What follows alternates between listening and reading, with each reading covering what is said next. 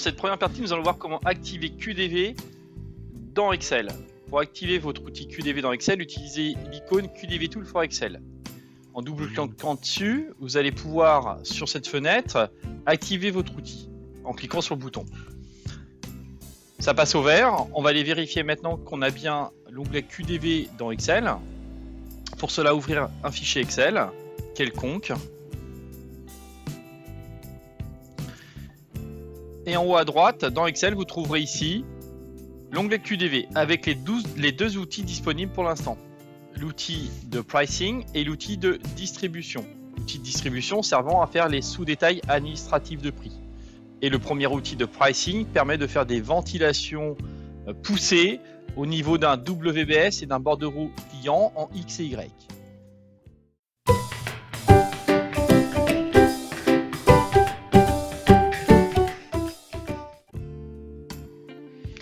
Donc, dans un premier temps, il faut préparer le fichier Excel client et le vérifier, le contrôler, ce fichier de sous-détail.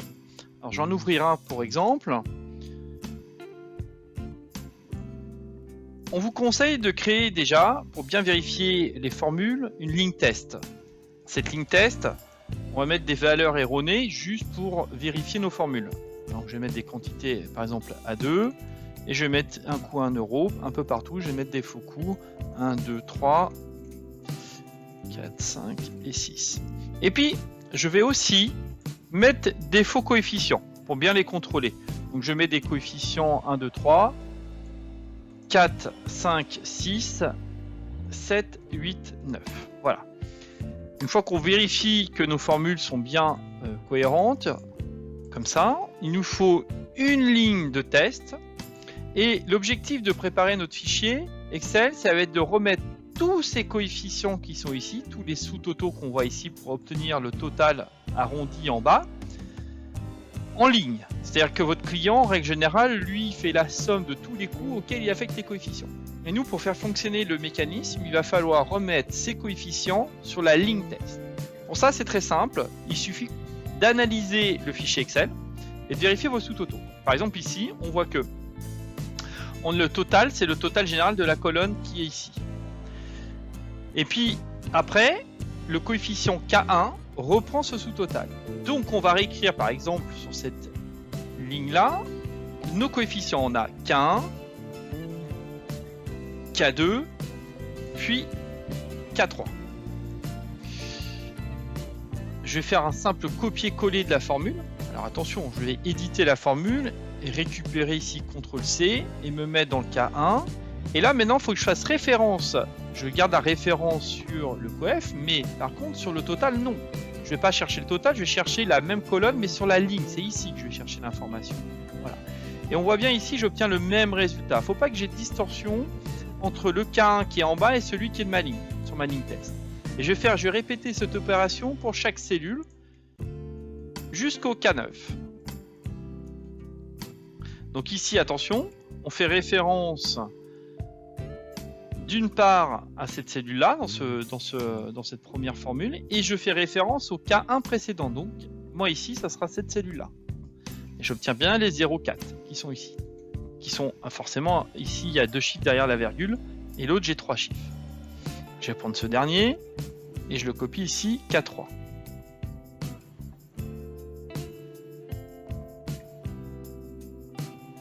Ok. Et je peux faire un sous-total. Je vais faire un sous-total qu'ils ont appelé ici A. Sous-total A, qui lui est égal au K1 plus K2 plus K1 plus K2 plus K3 plus les travaux propres. D'accord ? Donc ça, c'est le sous-total A qu'ils ont appelé les travaux propres. Puis je vais faire K4, K5 et K6.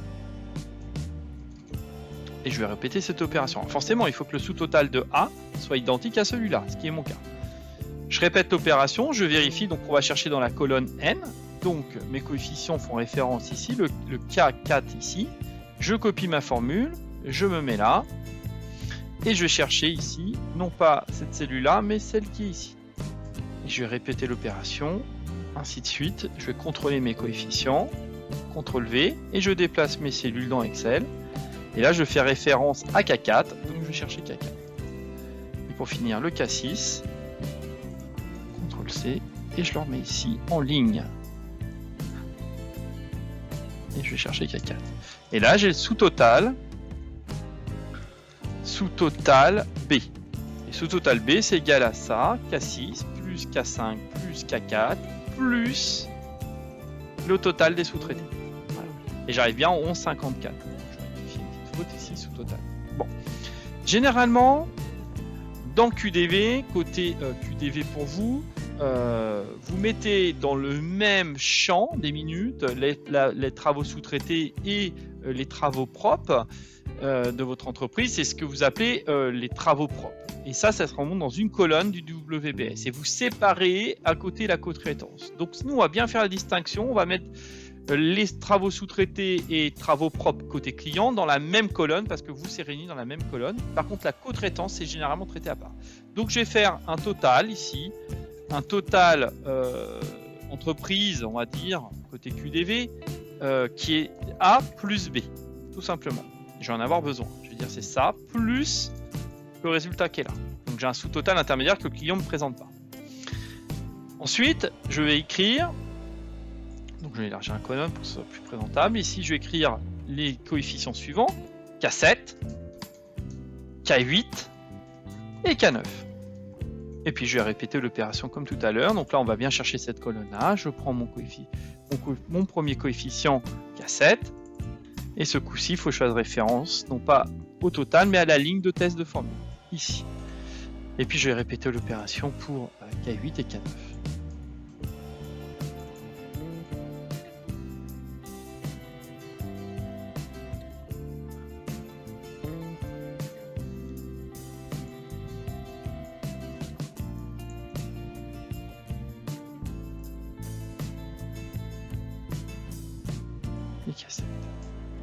Et je vais faire le sous-total C, qui lui est égal à la somme de K9 plus K8 plus K7 plus le coût de la ligne de test. Et j'arrive à 15,02 comme en bas ici, on n'a pas d'écart entre là et là. Et maintenant, on va vérifier le total général. On va l'appeler total général pour être sûr on ne s'est pas trompé. Total général. Ce total général est la somme de C plus A et B. Donc celui-là, je vais prendre mon sous-total intermédiaire entreprise. Et donc j'arrive à 47,78 et j'arrive bien à 47,78 côté client. Donc c'est très important de bien préparer son fichier et de remettre les coefficients qui sont généralement dans un sous-détail sommés en bas et de remettre ces coefficients sur une ligne test. Et de bien avoir d'un côté le total, on va dire, par entreprise et par co-traité, généralement c'est dans une autre colonne. Ici je vous le mets en jaune, ici. On va avoir des sous-totaux intermédiaires que je mets en gras ici pour contrôler ces formules. Voilà pour la préparation du fichier Excel.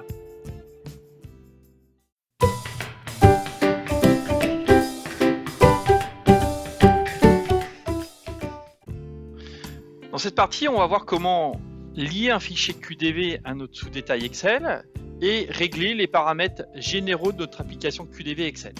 Pour cela, je vais cliquer dans l'onglet QDV en haut et je vais activer mon application de distribution qui est l'application de sous-détail administratif de prix. Premier bouton, on va pouvoir relier un fichier Quick Devis, lui donner son chemin, sa position dans notre explorateur Windows. Pour cela, je clique dessus et je vais chercher un fichier QDV qui se trouve sur mon PC ici en l'occurrence. Une fois que ce fichier est lié, il me propose de lire les métadonnées. C'est-à-dire que lier le fichier, ça donne juste le lien informatique où se trouve la position du fichier. Lire les métadonnées, je vais récupérer les informations du fichier comme les PV, les coûts, etc. et qu'il pourra lire. Donc forcément, je vais avoir besoin de ces métadonnées. Une fois ces métadonnées enregistrées, l'application va commencer à déverrouiller des boutons. Je vais aller m'intéresser à mes paramètres génériques de mon onglet QDV dans Excel. Ici, je vous conseille forcément de mettre dans les listes, d'utiliser les colonnes par défaut pour réduire la taille des listes. C'est-à-dire que votre administrateur QDV, un fichier QDV peut constituer être constitué de centaines de colonnes dans le moteur de calcul, et votre administrateur a pu mettre en avant les colonnes les plus utilisées pour les sous-détails de prix, ce qui vous fera gagner du temps en termes de lisibilité. De même, on peut montrer la description des colonnes de QDV plutôt que les identifiants, qui nous permettront de gagner en lisibilité. Conserver la largeur des volets, bien entendu, vous pouvez le conserver. Et au niveau de l'onglet répartition, vous pouvez jouer sur les couleurs de remplissage des lignes forcées. Je les mets en vert, c'est réglable, vous pouvez les changer. De même, je conseille un filigrane pour savoir en quelle phase on est. On mettra un filigrane pour afficher si on est en phase 1, en phase 2, en phase 3. De la génération, on va dire, de notre sous-détail. Et la couleur du texte, du filigrane, je le mets en rouge. Il y a un libellé qu'on peut changer, c'est la différence induite, par exemple, par l'arrondi du bordereau. Il peut arriver, vous verrez dans la présentation, que si on force un PV, on est obligé de recalculer une ligne, et dans ces cas-là, on inscrit ce titre-là. Libre à chacun de lui donner un autre nom. Une fois vos paramètres renseignés, vous validez, vous faites OK.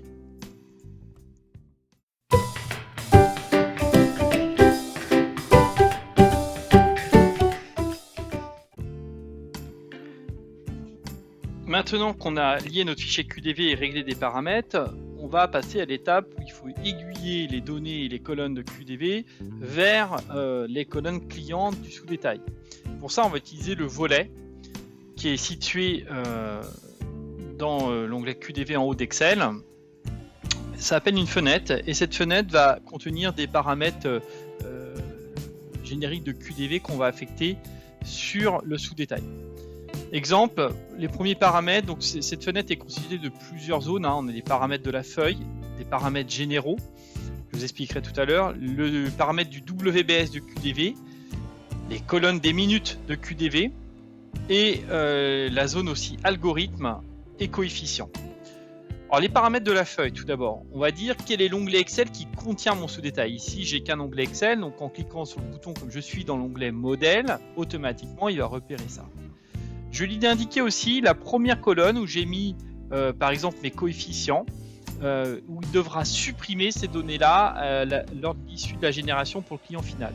Donc c'est la première colonne à supprimer ici. Je vais lui indiquer aussi la ligne test qui contient mes formules, la ligne qui contient toutes mes formules. Donc moi c'est la ligne numéro 12, donc je me place dessus et je clique sur le bouton. Et j'indique aussi le prix de vente total côté sous-détail, sa position. Maintenant, il va nous rester des champs, des paramètres généraux. Qu'est-ce que c'est? Par exemple, dans QDV, il peut arriver, je vais ajouter une ligne, on pourrait imaginer aller chercher des variables globales. Le nom de l'affaire, le nom du client, et ce n'est pas des données que vous voulez recopier dans le sous-détail. Donc on pourrait ici récupérer des variables globales et les affecter à une cellule de l'onglet sous-détail Excel. Ici, je ne vais pas le faire. Le nom d'opération, je vais le noter directement ici en dur, construction d'un bâtiment. Mais on pourrait faire varier le titre ici, le titre de cette cellule, grâce aux paramètres généraux qui seraient alimentés par des variables. Puis on va retrouver notre onglet WBS. Dans QDV, il y a une colonne pour l'item, le numéro de prix, la description, l'unité. Mais par contre, dans chaque sous-détail, on a des cellules bien positionnées indiquant le numéro de prix, c'est cette cellule-là. Donc ça va être le numéro de prix. La cellule libellée, elle est ici, côté client. L'unité, c'est cette cellule-là. La colonne quantité du DE est ici. Et je vais affecter maintenant les colonnes, je vais faire correspondre les colonnes de QDV. Alors quand je vais cliquer dans la liste, il peut arriver que votre liste soit beaucoup plus conséquente. Dans ces cas-là, n'hésitez pas à aller voir vos options et à décocher seulement et recocher seulement les colonnes par défaut. Pareil pour les descriptions. Vous verrez une liste beaucoup plus restreinte si votre administrateur a fait l'effort de paramétrer ça dans QDV. Ici, j'ai mis numéro de prix, c'est le nom de ma colonne côté QDV. Ça, c'est la colonne description de QDV, la colonne unité, et je renvoie la colonne quantité client du détail estimatif de QDV.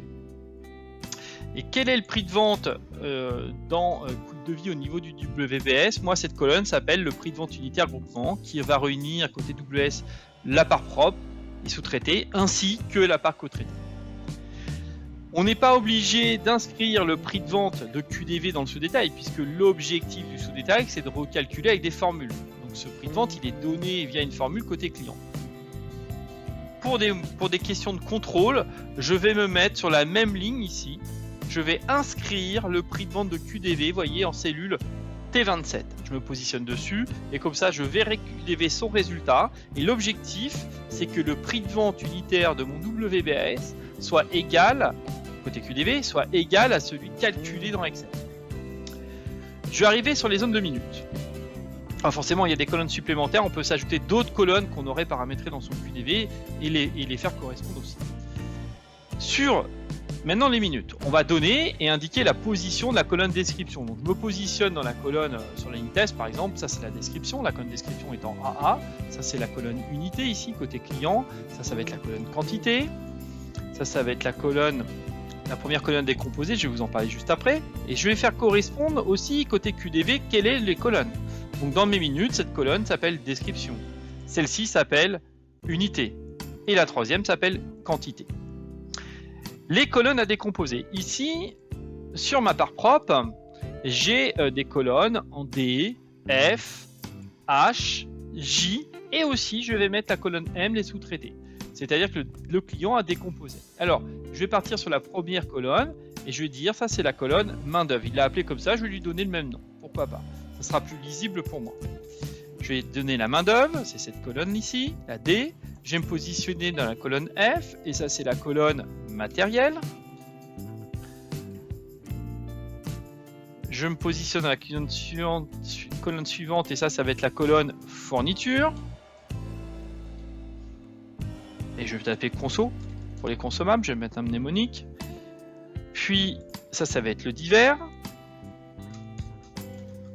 Ok. Et puis la sous-traitance est ici. Sous-traitance. Ok. Arrive après la partie co-traitance. La co-traitance dans mon modèle, c'est une colonne complémentaire additionnelle côté WBS. Côté minutes, je ne vois pas. En fait, je chiffre mes coûts dans la même colonne, mais ce qu'on ne voit pas, c'est côté WBS, je les ajoute. J'ajoute mes co-traitants en plus à ma part propre et sous-traitée. Donc, je vais ajouter une colonne supplémentaire. Et je vais l'appeler co-traitance. Et je vais définir ma colonne ici, au côté client. Et je vais dire qu'est-ce que j'envoie dans cette colonne-là? C'est bien le prix de vente du co-traitant. Ok. Pensez à sauver régulièrement votre volet. On est sous Excel. On n'est pas à l'abri d'un fichier Excel qui se ferme violemment. Donc pensez à sauver de temps en temps votre volet et aussi à enregistrer votre fichier Excel. Je reviens dans mon volet, vous voyez que c'est totalement conservé. Les coefficients maintenant. Ces fameux coefficients K1, K2, K3 jusqu'à K7 ou K9 ici dans mon cas. Dans mon cas de figure, je vais saisir les coefficients directement dans l'onglet modèle Excel. Ce n'est pas une obligation. On pourrait dire ici, je tape 10, 5 et 3. Sur la partie ici, je tape 8, 2 et je sais pas 1. Et puis sur le co-traitant, je ne vais rien mettre, par exemple, pas de coefficients. Mais ces coefficients, au lieu de les saisir dans la feuille modèle, on pourrait très bien les saisir dans un volet. Ici, on pourrait ajouter des lignes autant que de coefficients. Et pareil, on saisirait la valeur du coefficient ici pour chaque cellule du fichier Excel de coefficients. Et là, on n'a pas de limite. Ici, il y a 9 coefficients. On pourrait en ajouter bien plus.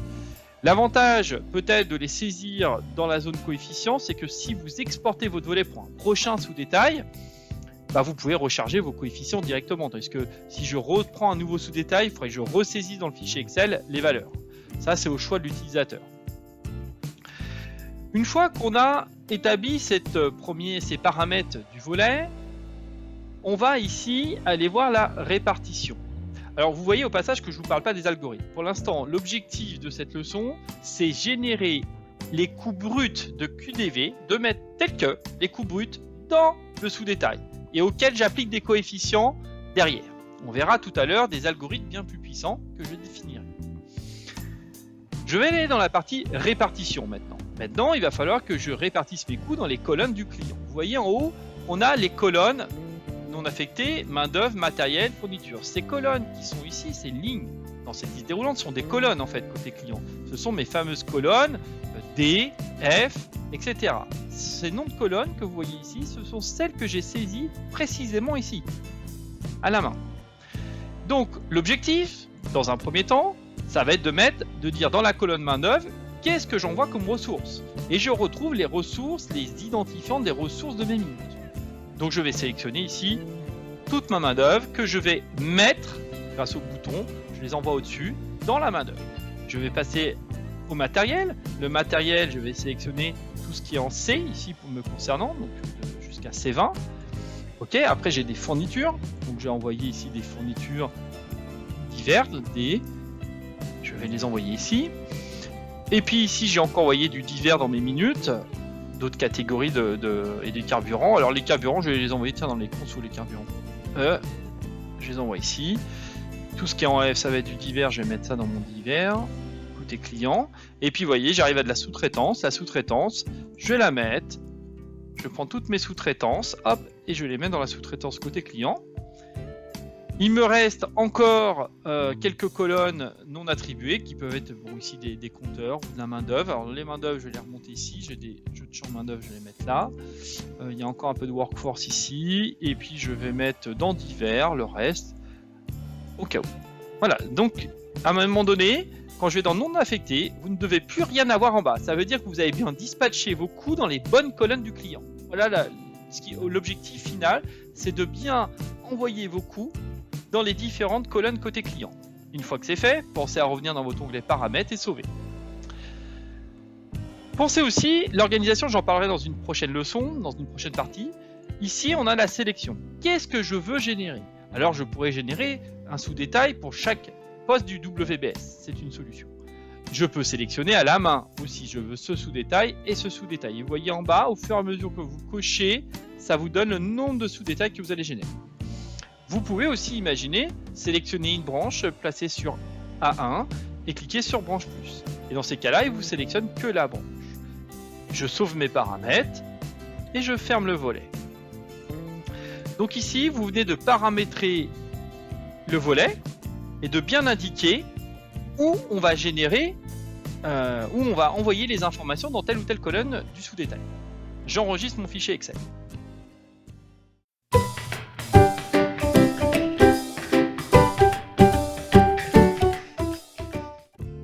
Donc maintenant, on va générer notre phase 1 pour générer les coûts bruts de QDV dans ce sous-détail avec les coefficients que j'ai saisis dans Excel.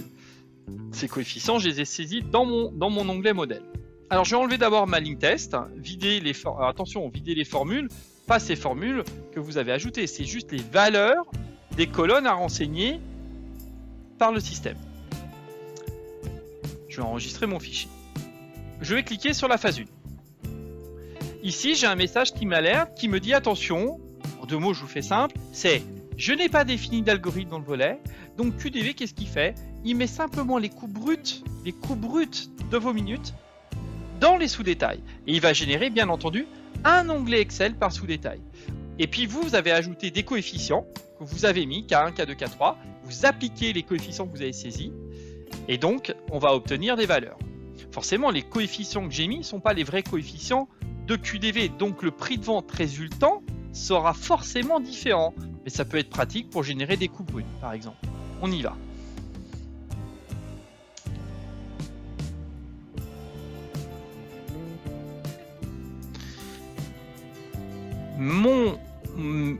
Mes onglets se sont générés et j'ai eu un onglet par sous-détail généré.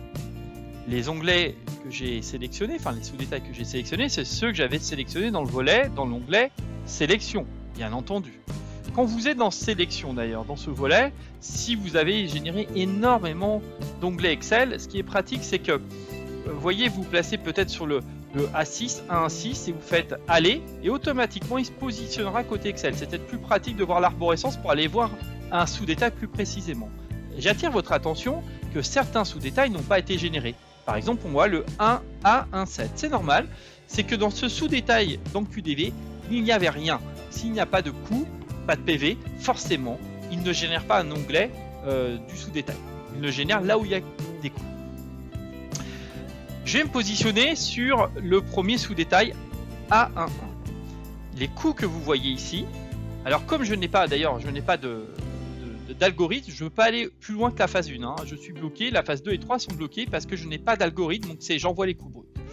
On va aller vérifier maintenant que les coûts qu'on voit ici à l'écran sont les mêmes que dans ceux de QDV. Pour ça, je reste dans un sous-détail, peu importe lequel, je me positionne dans le sous-détail A11 et quand je vais cliquer sur le bouton ouvrir, automatiquement il va m'ouvrir le fichier QDV, mais se positionner dans le sous-détail QDV correspondant à celui que j'ai à l'écran, ici le A11. Je clique dessus, QDV va s'ouvrir, le fichier qui est lié, et me positionner dans le sous-détail A11 directement. Et on va pouvoir voir ici, à l'écran, que mes coûts bruts, que je vais voir ici, je vais décaler un petit peu mon écran, on va le voir clairement là, mon ascenseur horizontal, je vous le décale, et vous verrez ici que les coûts qui sont là sont ceux que je retrouve ici, bien entendu.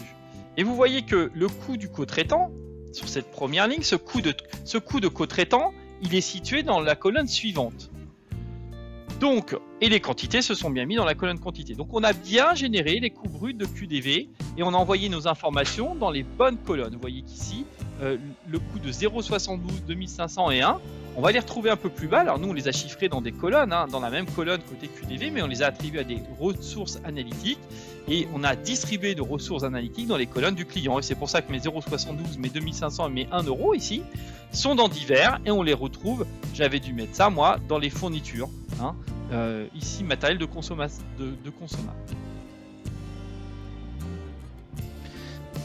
Quand on génère des coûts bruts des sous-détails, ce qu'il faut être conscient, c'est que comme on a fait des coefficients en bas, on ajoute des coefficients.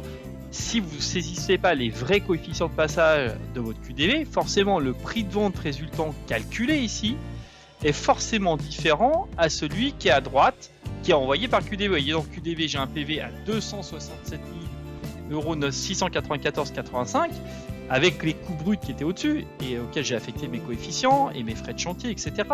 Et vous voyez que là, en ayant mis des coûts bruts et des coefficients aléatoires, forcément, je n'obtiens pas le même PV. C'est le but, hein, rechercher, c'était j'envoie des coûts bruts et je vais mettre des coefficients par-dessus.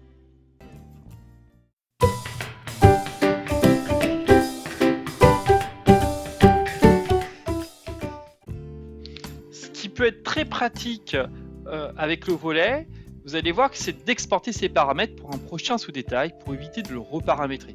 Ici, je suis dans mon sous-détail en brut que je viens de générer dans l'étape précédente.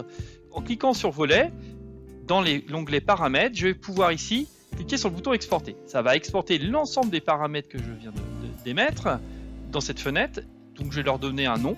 Je vais le générer dans le même répertoire et je leur donne un nom à ce fichier, je l'appelle paramètres. Paramètres volet par exemple, hein. C'est mes paramètres volet. Paramètres du volet. Et je l'enregistre. C'est un petit fichier que je pourrais recharger grâce au bouton importer. Alors on va le voir dans l'exercice suivant, comment recharger des paramètres justement.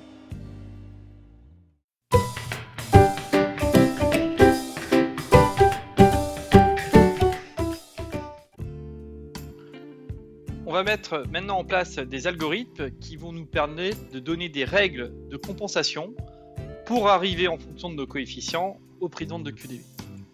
Pour ça, je vais nettoyer d'abord mon sous-détail. Je vais revenir à 0. J'ai réinitialisé mon sous-détail. Mon volet, je peux, bien sûr, je ne vous ai pas fait voir, mais on peut exporter tout à l'heure nos paramètres. On peut réimporter nos paramètres, bien entendu, de volet, hein, pour les recharger. Et dans ces cas-là, ça recharge l'ensemble de nos paramètres. Je vais ajouter ici un algorithme. Un algorithme, je vais l'appeler, je vais d'abord donner un nom standard. Ça va être mon algorithme standard. Qu'est-ce que c'est qu'un algorithme? C'est nos fameuses formules qu'on a établies sur la droite et on va lui donner les règles de compensation. Pour l'instant, je vais compenser que les coûts et pas ajuster les quantités. Mais on verra tout à l'heure, j'ajouterai un deuxième algorithme dans la partie suivante, justement pour pouvoir modifier des fois pas le coût, mais la quantité et ajuster comme on veut. Pour faire ça, je vais cliquer sur le bouton pour mettre en place mes fameuses formules. Je vais ajouter ma première formule. Je rappelle que pour nous, on a deux formules qui nous intéressent, celle qui est dans le total entreprise, qui contient la part propre et la part sous-traitée, et la part co-traitance. Je vais ajouter la première formule dans mon algorithme en cliquant sur ma cellule, et je vais tout simplement ici cliquer sur le bouton pour charger la formule. Alors l'avantage c'est que dans Excel, vous voyez en haut ici, que c'était juste A à 12 plus W12. Le but de charger notre formule, c'est de n'avoir aucune dépendance. C'est ça l'intérêt, c'est qu'il va remonter toute la formule Excel et la reconstruire pour n'avoir aucune dépendance. Comme ça, il va pouvoir après ajuster toutes les lignes du sous-détail. Et on va lui dire qu'est-ce qu'on veut compenser quand on a plusieurs coups dans les minutes sur la même ligne. Ce qui peut être intéressant, c'est de bien cibler. Des fois, les arrondis, je préfère les ajuster plutôt sur le matériel, etc. Bon, là, je laisse la main d'œuvre. De toute façon, dans ce modèle, j'ai qu'une colonne où je saisis des coups dans mes minutes. Donc, ça n'a pas réellement d'importance. Et je vais cocher la case, prendre la valeur, élever sinon. Et quel est le prix de vente à atteindre pour la partie part propre? Eh ben, c'est le prix de vente ligne, effectivement, de mes minutes. Donc je viens de créer ma première formule dans mon algorithme. Je vais l'appliquer et puis je vais ajouter une deuxième formule pour la partie co-traitance. Et cette formule, elle est décidée ici dans le sous-total C. Donc même opération, je vais charger cette formule et l'outil va me la reconstruire sans aucune dépendance. Et ce coup-ci, c'est la co-traitance que je veux compenser forcément, et le prix de vente à atteindre, c'est la co-traitance que je vais appliquer. Et je sauve mes paramètres. Donc un algorithme, ici dans mon cas, est constitué de deux formules. Je pense bien à sauver mes paramètres et à la rigueur même à les exporter pour le prochain sous-détail. Je vais écraser ce fichier-là par exemple. Donc, comme ça, la prochaine fois, j'aurai mes algorithmes de prédéfinis. Je vais ensuite définir la sélection qui est déjà faite ici puisque je l'avais chargée précédemment. Je sauve mes paramètres et je ferme le volet. Donc ici, ça va se passer en plusieurs phases. Je vais d'abord générer la phase 1. Quand je vais générer la phase 1, les lignes vont se générer dans chaque sous-détail, mais les valeurs que je vois dans chaque sous-détail ici ne sont pas les coûts pour l'instant. Pour l'instant, ce sont des PV de QDV. Et son objectif, c'est qu'en fonction des algorithmes ici standards que j'ai définis, et donc en fonction des fameux coefficients qui sont saisis en bas à obtenir, le but c'est qu'il va récompenser, retrouver les coûts en fonction des coefs que j'ai saisis ici. Pour que l'objectif c'est que le prix de vente de QDV qui est ici à droite soit le même que celui-là, bien entendu. Donc en phase 1, j'ai les PV de QDV. On verra dans la partie suivante de ce tuto qu'il peut être intéressant de pouvoir forcer les coûts. Vous le verrez tout à l'heure. Je vais ici générer la phase 2. Donc là, le système va travailler, il va recalculer des nouveaux coûts qui sont différents de ceux de QDV, bien entendu. Pourquoi? Parce que j'ai défini des coefficients propres dans le sous-détail qui ne sont pas ceux forcément que j'ai mis dans QDV.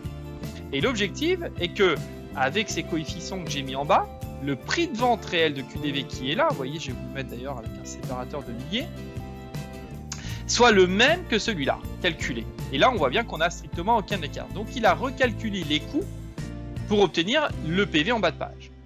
Forcément, vous voyez qu'ici, ce coût-là de co-traitant est le même dans QDV. Pourquoi? Si vous avez regardé dans la partie précédente, 96 500, c'est vraiment celui que j'ai dans QDV. Ben oui, parce que comme je n'ai pas mis de coefficient, il est le même, bien logique. Une fois que j'ai généré la phase 2, on le voit ici dans le filigrane, on va pouvoir générer les fichiers pour le client. Je vais générer ce qu'on appelle la phase 3. La phase 3 est le fichier que je vais remettre à mon client. En phase 3, je vais définir un répertoire résultat, par exemple, et je vais mettre ces fichiers dedans. Je vais appeler sous-détail résultat. Je mets un nom à mon fichier Excel. Quand j'ai cliqué sur enregistrer, il me demande si je veux générer plusieurs fichiers. Il est capable de générer un classeur pour le client, un classeur Excel, mais il peut le générer aussi directement au format PDF.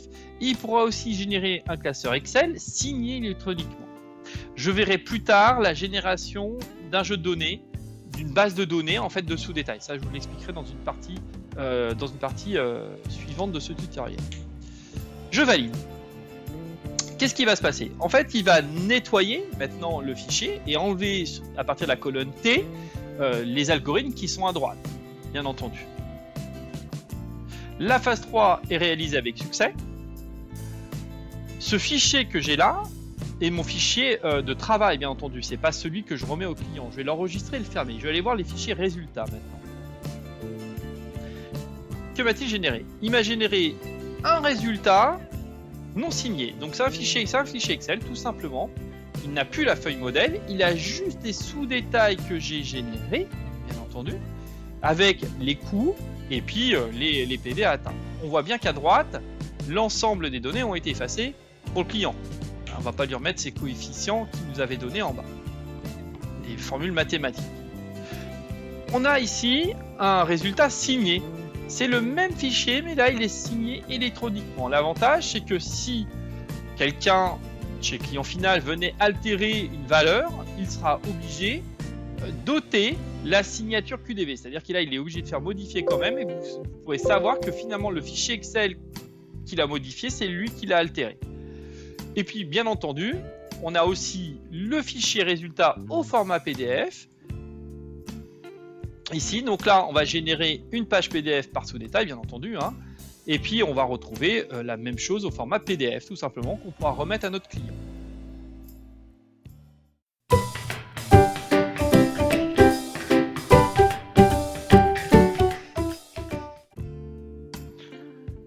Dans cette partie, on va maintenant voir comment ajouter un deuxième algorithme, en plus de l'algorithme standard qui nous permettait pour l'instant juste de recalculer les coûts. L'idée, c'est peut-être de fixer un coût et d'ajuster la quantité. Je vais d'abord nettoyer mes sous-détails générés et revenir à ma feuille modèle qui est tout à gauche. Ok, je recharge le volet et je vais copier l'algorithme standard hein, et je vais le dupliquer juste en dessous via le bouton qui se situe sur la droite en face à la ligne de l'algorithme. Et donc il m'a copié mon algorithme entier. Comme ça, j'ai pas besoin de reprendre les formules que j'avais dans le premier algorithme. Et ça, je vais l'appeler l'algorithme, je vais donner un nom, je vais l'appeler quantité. Je sais que ça va être pour ajuster mes quantités. Donc cet algorithme ici, je vais le faire non pas sur la cotraitance, je vais supprimer cette partie, je vais le faire que sur ma part propre. Et sur cette part propre, je vais lui dire que ce que je veux compenser, c'est pas les coûts de main d'œuvre ou de matériel, peu importe. Ce que je veux ajuster, moi, c'est la quantité quand je serai sur ce type d'algorithme. Donc je vais dire j'ajuste la quantité. Et qu'est-ce que je veux attendre? C'est toujours une précédente ligne. D'accord? Donc maintenant, on va fixer un coût de temps en temps et pouvoir l'ajuster. J'applique ma formule à mon algorithme et je sauve mon algorithme. Je sauve mon volet, je vérifie ma sélection, parfait. Ma répartition, il n'y a rien, tout est affecté. Et je ferme le volet. Donc je vais d'abord générer la phase 1. Phase 1,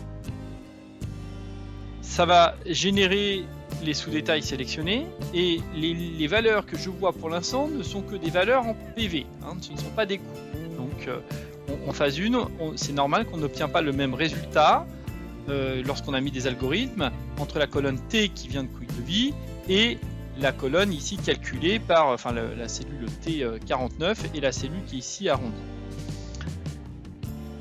Il peut être intéressant de temps en temps, peut-être dans un sous-détail, je ne sais pas lequel, je vais en sélectionner un, voilà, très bien, j'ai de la main-d'œuvre conduite d'engin ou de la main-d'œuvre d'installation de chantier ici. J'ai peut-être envie de fixer un taux horaire, par exemple ici, ou un coût de matériel, peu importe. Et vous voyez que j'ai une référence, j'ai la référence MOICH. Donc ici, je vais me dire que tiens, je veux que mon taux horaire soit à 40 €.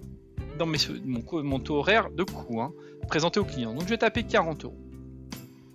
Et ça, je vais donc dire ici sur l'algorithme que je veux qu'il compense non pas sur les coûts, mais sur la quantité du coût. Comme je lui fixe un coût, maintenant je vais lui demander pour obtenir le prix de vente de cette ligne-là, qui est présenté ici sur la droite, hein, on peut voir le prix de vente QDV de la ligne quand elle va être calculée. Donc l'idée c'est que lui il va faire une cible sur la quantité. Mais je vais aussi profiter pour vous faire voir que cette référence est exploitée à différents endroits dans ce sous-détail, un petit peu plus haut, hein, on le voit ici, le mot ICH y est ici, et elle est probablement ailleurs dans d'autres sous-détails. Donc je vais sélectionner ma main-d'œuvre, mon coût de main-d'œuvre et l'algorithme, et je vais voir le propager dans l'ensemble de mes sous-détails. Donc j'utilise ici le bouton propager. Et je vais propager l'algorithme, les algorithmes quantité que je viens de sélectionner et la valeur aussi dans toutes les feuilles de la décomposition, en respectant la référence de l'article qui va se baser sur la référence. Faut-il une référence, bien entendu, pour pouvoir faire ça automatiquement. D'autres solutions existent de propagation au sein que du sous-détail. Ici, je vais le faire dans l'ensemble des sous-détails. Je propage. Automatiquement, vous voyez que ça se met en vert. Les verts, c'est les fameuses couleurs qu'on a mis dans nos paramètres pour dire qu'on a ajusté les valeurs forcées. Et donc, vous voyez qu'il a bien reporté mon 40 €. Mais ça, il l'a fait dans l'ensemble des sous-détails où il a trouvé cette référence. Alors, on va essayer d'en trouver une autre. Voilà, là j'ai un autre sous-détail et j'ai encore la référence ici MOICH et il a bien été mis à 40 € la quantité. Maintenant qu'on a fixé le coût et l'algorithme quantité pour cette cellule, cette ligne-là, cette référence-là, les autres ils vont être compensés, il ne va pas toucher aux quantités, il va ajuster les coûts. Donc j'ai généré la phase 2. Je génère la phase 2 et donc là automatiquement, il n'y a pas d'anomalie pour l'instant, il a clairement ici, vous verrez, ajuster le coût est fixe, mais il a ajusté la quantité. Ici, on le voit très bien. Et pareil dans l'autre sous-détail. Le coût est de 40 € et il a ajusté la quantité. Contrairement aux autres lignes dans les sous-détails, où eux, les quantités n'ont pas été ajustées, mais ce sont les coûts. Tout ça pour obtenir le prix de vente de QDV ici, que j'avais ciblé, était en T41. Je vais le mettre dans un format visible, voilà, séparateur de milieu, vous voyez qu'on obtient la même valeur que le sous-détail avec les formules en global. On obtient bien les 146 902,22. Il nous reste maintenant à générer la phase 3 pour le client final et épurer les colonnes T. Je vais ici utiliser le bouton générer la phase 3. Je vais créer un deuxième répertoire de résultats. On va l'appeler résultats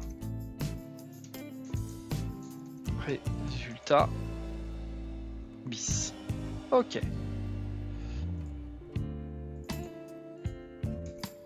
SD4, j'appelle client, mon fichier.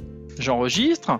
Alors, comme tout à l'heure, je peux générer le classeur pour le client, non protégé, un fichier PDF, un classeur Excel signé, et puis je vais aussi vous faire voir que je vais générer un jeu de données pour les prochaines générations. C'est de sous-détail. Il faut apparenter ça à un fichier Excel qui contient une bibliothèque de coûts, de quantité d'algorithmes, qu'on pourra recharger dans un prochain sous-détail pour éviter de les ressaisir à la main. Je vais faire OK.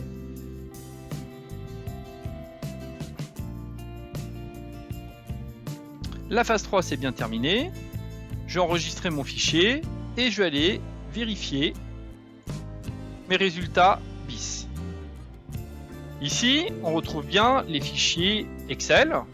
Fichier Excel client, non signé, celui-là, pardon, c'est la base, celui-là, c'est pas celui-là que je vais vous faire voir, c'est celui-ci, le SD4 client. Le SD4 client ici, c'est vraiment le fichier final pour notre client, avec un onglet par sous-détail et les coûts, et vous verrez qu'ici, si je reprends celui-là, voilà, il est bien à 40 € et la quantité a été ajustée. Et puis on obtient le prix de vente de QDV en bas, qui est celui calculé par le fichier Excel. Vous avez la même chose au format PDF. On a vu aussi ici, c'est ouvert sur notre écran.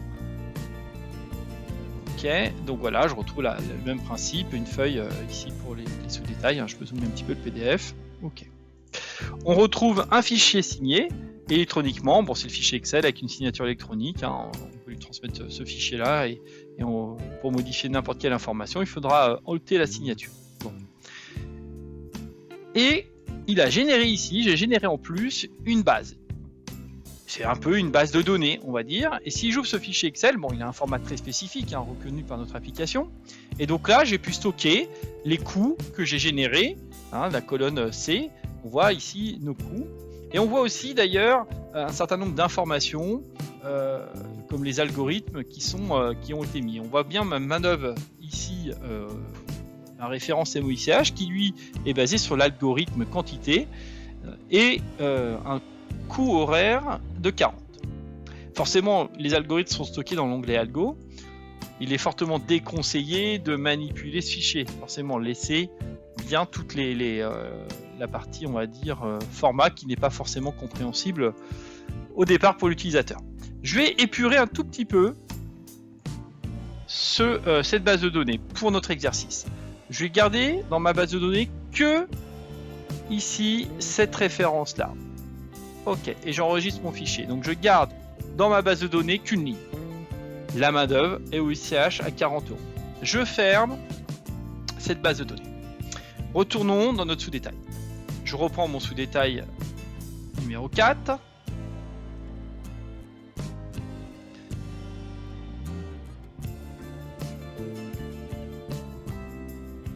Et ici, je vais maintenant nettoyer mon sous-détail puisque je l'avais déjà généré. Je vais le renettoyer proprement et je repars à 0. OK.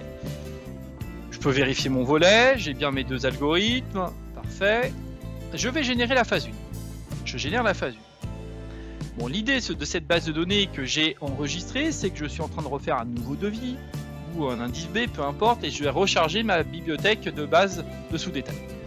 Je vais me placer pour qu'on puisse bien voir le chargement s'effectuer dans le chapitre, le sous-détail A13. Et ici, on trouve bien notre main-d'œuvre de chantier MOICH, ici, qui est la même, qui est à 62. Donc ce coup-ci, je vais charger, vous voyez, je suis en phase 1, je vais charger une base, de sous-détail, SD4 client base. Si vous essayez de charger un fichier qui n'est pas la base, un autre format, qui n'est pas reconnu par le système, il sera refusé. Incorrecte structure du fichier. Donc je vais charger vraiment le fichier client base qui a la bonne structure. Et là il me demande qu'est-ce que je veux charger. Moi dans mon cas de figure je cherche charger l'algorithme et les valeurs. D'accord ? Et je fixe forcément les algorithmes. Donc je vais prendre le troisième choix. Et là, automatiquement, vous voyez que partout où il a trouvé la MOICH dans les sous-détails, il l'a forcé à 40 et il a mis l'algorithme quantité. Et ça, il l'a fait à différents endroits, on va le voir. Hop là, ici, sur la ligne 16, on voit très bien qu'il est passé à 40 € et qu'il va ajuster la quantité. Et maintenant, il ne reste plus qu'à générer la phase 2, comme tout à l'heure. Je génère la phase 2. Donc là, ici, ce que j'ai voulu mettre en évidence, c'est d'être capable de... Quand je génère ma phase 3 tout à l'heure, je peux générer des fichiers pour mon client final, bien sûr, mais aussi générer une base de données de sous-détail, ce qui pourra être utile pour pouvoir la recharger une prochaine fois. Et dans ces cas-là, on pourra utiliser le bouton charger. Et vous voyez ici, en phase 3, bon bah ça y est, comme tout à l'heure, il a ajusté la quantité pour ici, mais par contre sur cette ligne-là, il n'a pas touché à la quantité, il a ajusté le coût.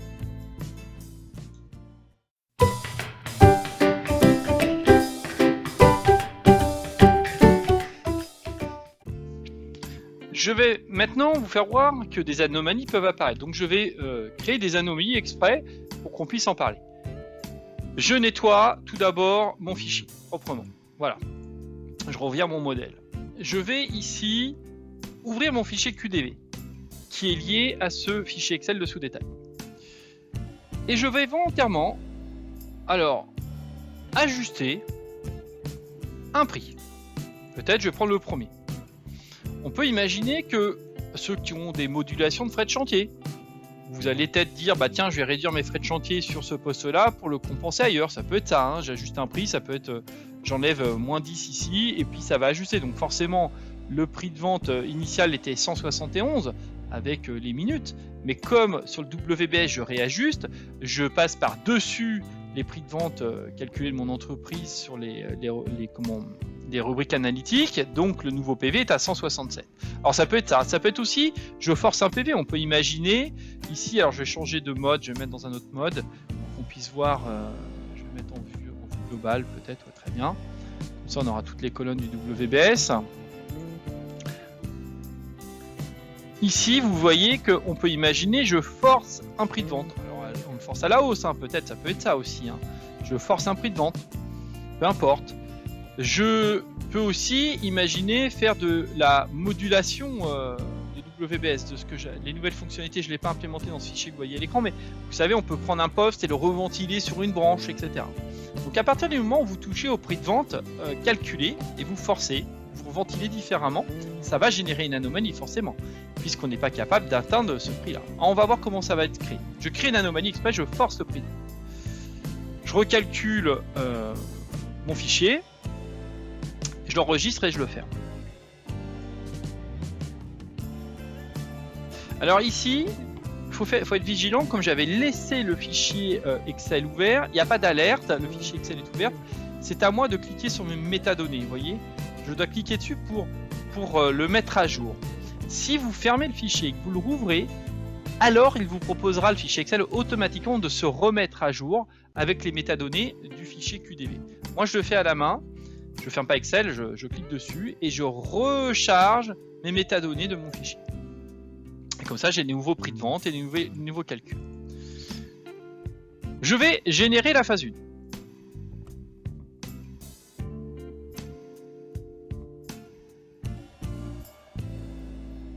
Et c'est lorsque je vais générer la phase 3 qui risque de rencontrer un problème. Je génère, en générant la phase 2, je veux dire, excusez-moi. Je génère la phase 2. En générant la phase 2, une anomalie ou des anomalies ont été enregistrées.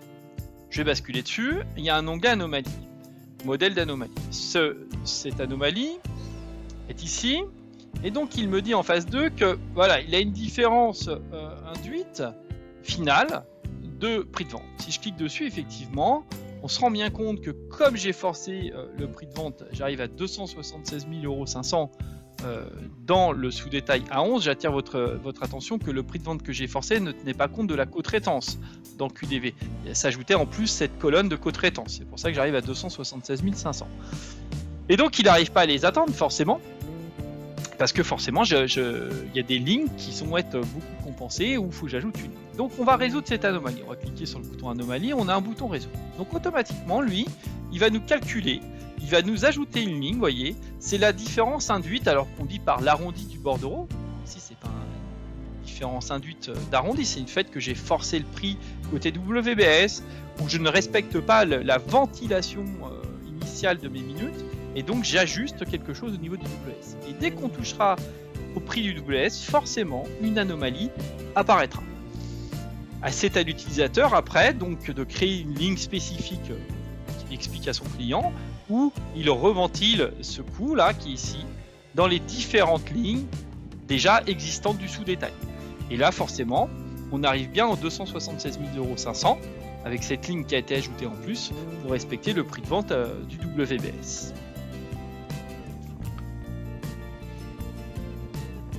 Alors il faut être vigilant quand même sur ce coût. Si vous le ventilez sur d'autres lignes de votre sous-détail, soyez vigilant de prendre une ligne qui n'est pas répétée dans un autre sous-détail. Sinon, elle ne sera pas vendue au même coût, elle n'aura pas le même coût dans un autre sous-détail. Donc c'est pour ça que nous, on ajoute une ligne et c'est à vous de décider de ce que vous allez en faire. Soit de laisser cette ligne et de la nommer différemment, ou soit tout simplement de la répartir sur une ligne et ce sera une action manuelle de l'utilisateur.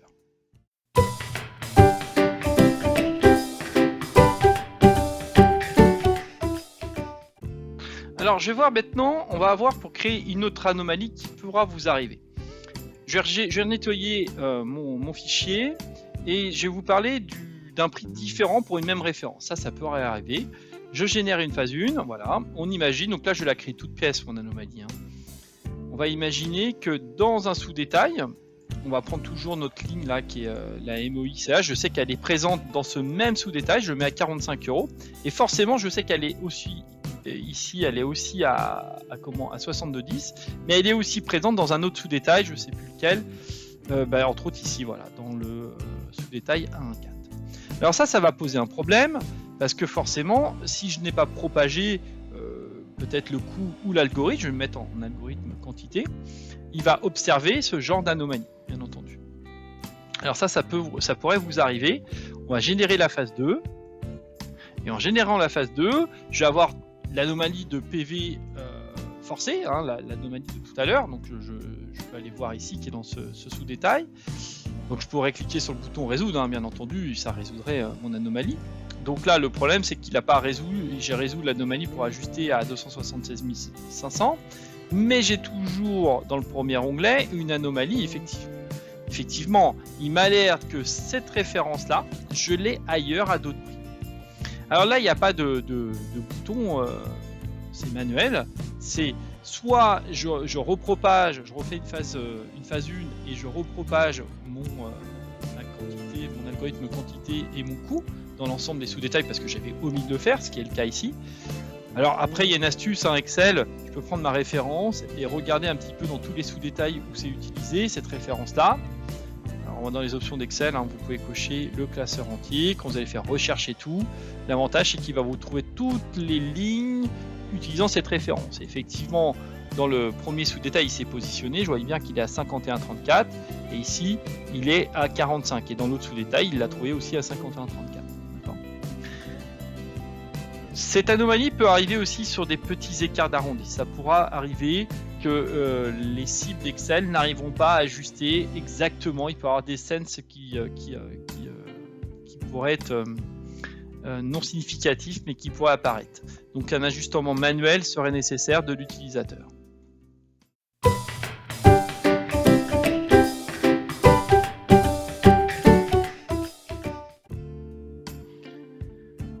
Ce qui arrive de plus en plus maintenant dans un sous-détail client, c'est qu'il vous demande de l'organiser, de quelque part de le structurer.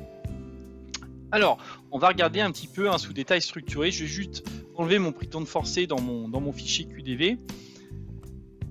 On va aller voir ça et je vais le remettre bien propre pour vous faire voir l'étape suivante. Je vais me loguer en mode ici, vue globale. Et comme ça, j'aurai...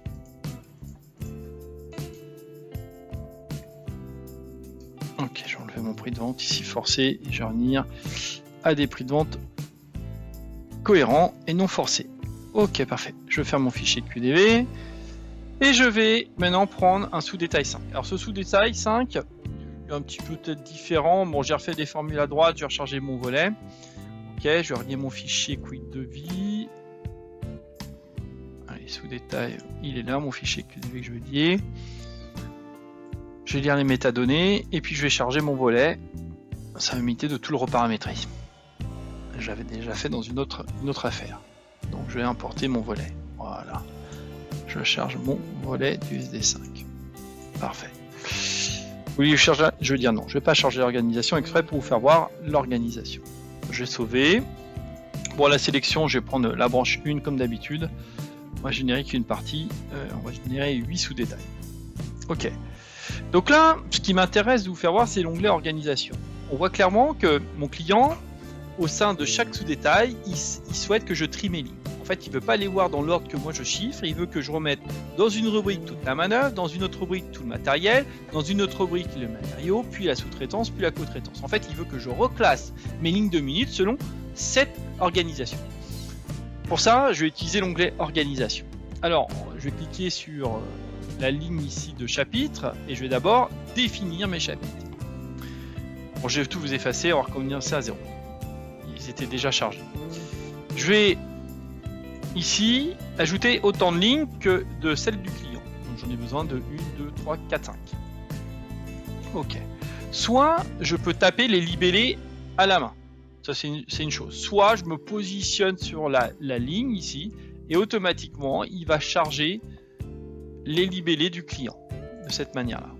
Ok, sous-traitance et puis co-traitance. Donc on va lui donner la position de la ligne et le libellé de la ligne. Je sauve. Maintenant, il me reste encore à répartir mes codes analytiques dans les rubriques du client. Donc, il me demande une rubrique main-d'œuvre. Donc ici, je vais retrouver les rubriques clients. Et je vais dire, moi, les lignes de main-d'œuvre, je les envoie aussi dans la main-d'œuvre. Les lignes de matériel, tout ce qui est matériel, je vais les envoyer dans le matériel. Tout ce qui est matériaux, fourniture, énergie, donc moi c'est D1, etc. Les carburants, les divers, tout ça, je vais le mettre dans la rubrique ici, tout ce qui va jusqu'à F, chez moi, je les envoie dans les matériaux, fourniture, énergie. Et puis après, j'ai des sous-traitants, donc ça tombe très bien, j'ai des familles de sous-traitants que j'ai envoyés là. Il me reste du divers des compteurs, bon, 2-3 coups qui pourraient traîner, je vais les mettre dans le divers ici par exemple, on va les remonter là. Et puis il me reste les co-traitants que je vais mettre ici. Donc voilà, j'ai ici remonté et dispatché l'ensemble de mes lignes. Donc si je reviens à non affecté, tout est vide, donc j'ai bien réparti mes codes analytiques dans celle du client. Je pense bien à sauver mon volet et à sauver mon fichier Excel enregistré. Je vais enlever ici, j'avais ma ligne test de formule, donc avant de générer la phase 1, surtout pensez bien à retirer les valeurs de test qui étaient là juste pour vérifier que vous n'étiez pas trompé dans vos formules. Et puis ici vous avez tout ce qui est vos coef qui sont à saisir ou que vous avez saisi dans votre volet. Alors je vais mettre des coef, moi je vais dire je réponds à 10, 5 et puis 3, et puis ici je réponds à 4, et puis je vais rien mettre ici, 3, et puis sur le co-traitant, je mets rien. Ok, voilà. Donc je vais générer la phase 1. Ok, et je vais vous générer la phase 2 dans la foulée.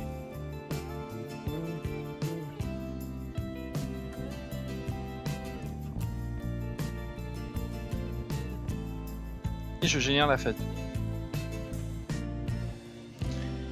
Donc là, il va réorganiser chaque sous-détail. Alors si on en prend un, celui-là, ou je vais essayer de prendre peut-être un autre sous-détail, le 1 à 3. Le 1 à 3 est peut-être un peu... Ouais, le 1 à 3 est pas mal. Il y a plusieurs lignes de main d'œuvre. Alors, dans QDV, en fait, j'ai pas du tout organisé ma minute comme ça. On va ouvrir le fichier QDV, on va le mettre juste à côté. On va l'ouvrir. Et vous allez voir en fait qu'on a retrié toutes les lignes des minutes pour les reclasser dans les codes analytiques du client. Et voilà, je suis dans le sous-détail 1 à 3 côté QDV. Et ici, j'avais des lignes de main d'œuvre, donc j'en avais peut-être une ici, une ici, une ici. Voilà. Donc j'avais 3 lignes de main d'œuvre dans ce sous-détail, qui avaient des coûts peut-être différents ou pas, je ne sais pas. Et donc il a reclassé ces lignes de main d'œuvre tout en haut. Main d'œuvre de chantier, main d'œuvre d'engin de manutention, c'est bien celle-ci. Et puis on retrouve bien encore une main d'œuvre de chantier. Après, j'avais du matériel, des nacelles ciseaux, du transport, des chariots, du transport. Et donc, il a repris toutes ces minutes, et vous voyez qu'il n'a pas respecté l'ordre de ma minute pour les retrier dans les codes clients.